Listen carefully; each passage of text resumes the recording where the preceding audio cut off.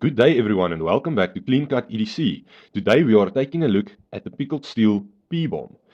It's quite a rainy day outside here in the garden route of South Africa, and yeah, I'm very excited to do this review. We're doing a full review on the P-Bomb today, looking at all the specs, the weight, some knives it can compare with, but we're also going to discuss just what I like about it and what I maybe would improve on this knife.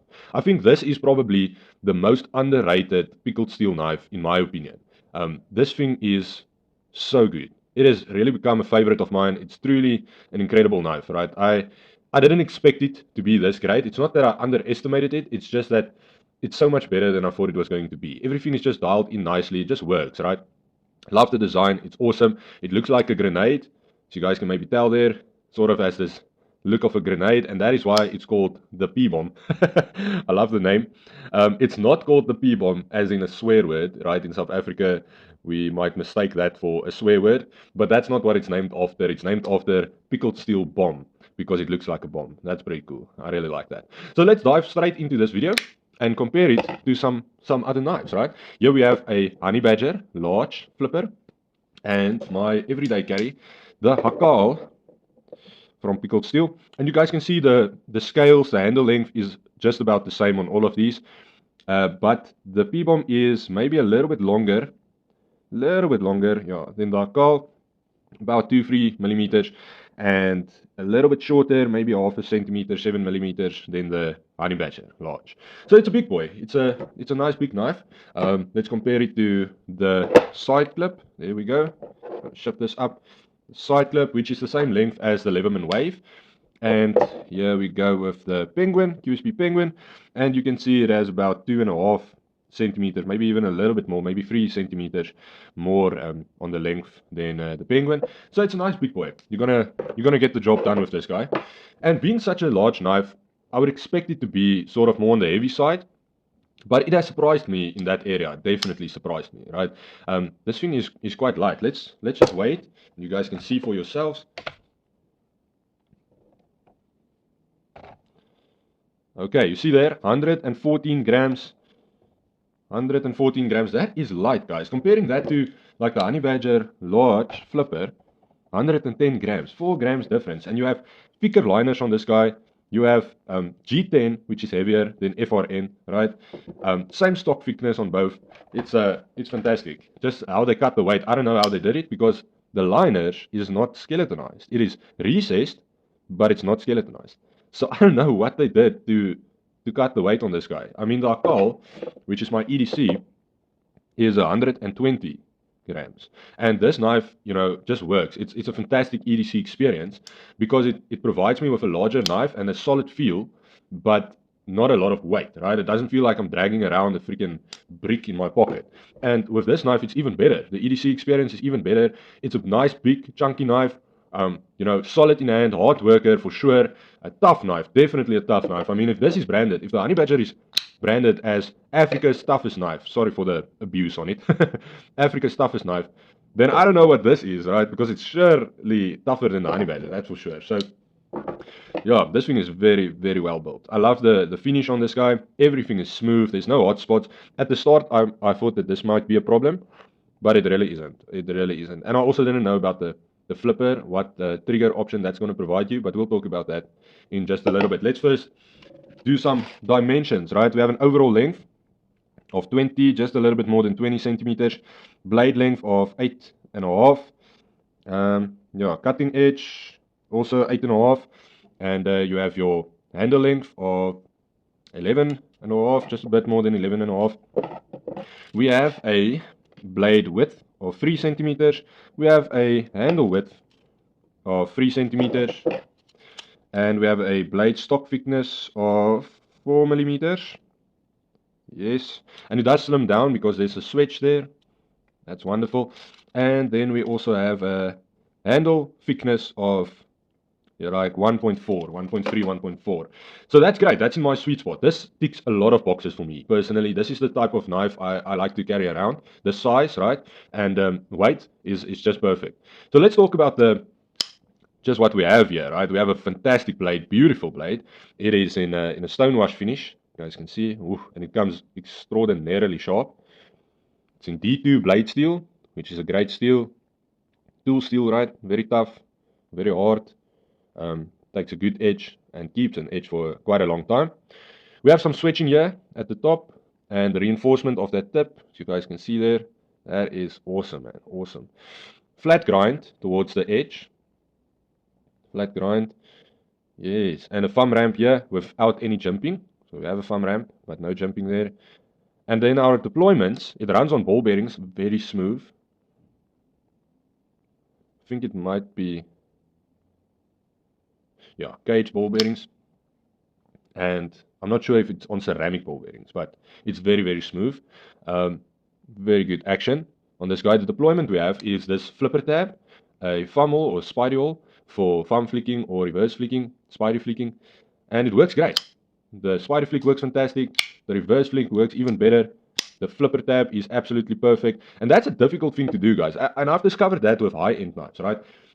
To dial in a knife's detent so perfectly that it works with the flipper, but also with the thumb studs or the thumb hole, that is art, right? Because here we have the QSP Penguin, for instance. It only has one deployment method, thumb studs.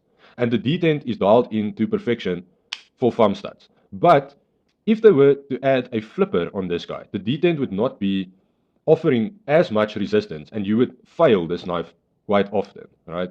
So with the thumb studs, you have a lot of power behind that flick, so you don't need as strong of a detent, right? With a flipper tab, you basically just want to light switch that guy. You need a perfectly dialed in detent for that. So this knife, the detent is as good as it will ever get, right?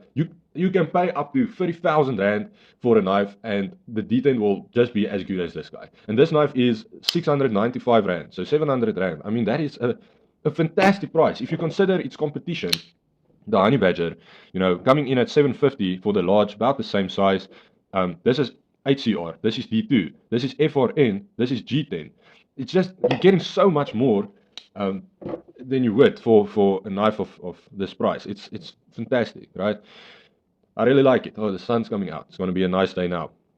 Right, so blade is fantastic. The deployment is fantastic. The detent is perfectly dialed in. The action is great. It's not the best action necessarily that I've ever felt in my life, but it's definitely like in my top 5, right? It's very good action. This offers a fantastic resting place for your finger, a very safe place to choke up on. There's no choil for your finger, but it does offer you that trigger option. And the way this flipper is shaped, that's very interesting to me, because it does not direct your finger towards the blade. Instead, it actually directs your finger away. So if you would press hard here and end up slipping, you're not going to end up slipping over the blade, right? You're going to end up slipping backwards. And that's great. That is such a cool safety feature, right? It's so awesome. Man, oh man. And guys, I know that the design looks a lot like the Koenig areas, I think is what you call it. Someone did point that out the other day. And to me, I don't really care, it's fantastic. I mean, the Areas is like 10,000 Rand plus. Most people can't afford that. They did a poll the other day on this knife group with like 6,000 people on it. And the cutoff point for people were like 3,000 Rand, right? So most people are only going to pay that much. That's why I will never, use a knife or bring a knife on this channel for more than that. Because people are just not that interested in it. Or there's like maybe 5 people out of 100 that will buy that, right? When it comes to knife enthusiasts. So this offers you the design of the Koenig without the material of the Koenig, right?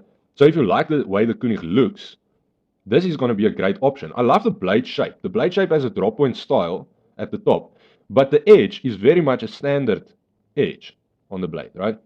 It's not a drop point style edge with that big full belly right there. As you can see also here on the Akal, full belly there. It has a straight part and then it creates a belly towards the tip. Very nice. Very effective, very versatile blade shape. Good for piercing, good for cutting. It's just good for food prep. It's an all-rounder, fantastic blade shape.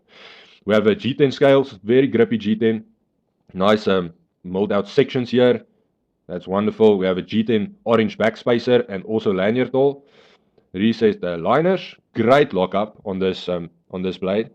You guys can see it is fantastic. There's no wobble. This is such a solid knife. Wonderfully solid. Good size stopping pin right there. Just phenomenal, man. Oh, love the feel. The way that the handles curve in, it offers you a fantastic grip. It just directs your hand into the perfect spot to hold this knife. Just so good. You can also, work with it back here it offers you great grip back here as well. So if you are using this as your braai knife or your barbecue knife, then that's great because you can reach your meat without having to hang over the flames or stuff like that. Maybe just cut it or flip it or whatever you want to do with your braai knife. But yeah, that's so cool. The way it sits, it's very ergonomic. Fantastic. The lanyard tool, what I love about this is that it's not flush with the scales, as if maybe like if you compare it to the CRK type Zoda, flush lanyard tool. So the lanyard, in fact, protrudes a little bit and can sometimes be a bit irritating because I don't want to touch the lanyard on the scale. That's just nitty-gritty stuff, but it makes a difference. I like it when it's out of the way, can hang off. It's not the lanyard is sort of now flush with the scales. I want it back here. This is where I want my lanyard, right? I don't want it over here. So yeah, that's just a nice option. I know that some people don't appreciate the orange backspacer, but I like it. And I think for like hiking, hiking situations and preferences, this is going to be great because you're not going to lose it easily. It's easy to see. So that's cool. I like it. Super high ride experience on this knife, and that is maybe my only thing with this knife, right? I think for its purpose as maybe an outdoor knife, if you're going to use it that way, the high ride is not going to be a problem. But it is a super high ride experience. If I say my pocket's going to come up to there, that piece of the knife is going to show, right? So my one suggestion would be, with regards to this knife, which I really love, would be to shift it up by one screw so that your pocket sits there. Then you still have a high ride experience, easy access, right? But it's a little bit more of a deep carry experience as well. It's a little bit more concealed, is what I would say. Yeah, that's fantastic.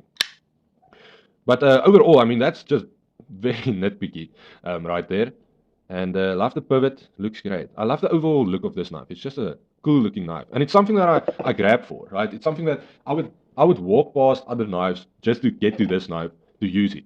And I think that's fantastic. The stonewash is great because it's quite a deep stonewash, and it hides the wear and tear. It hides the scratch as well.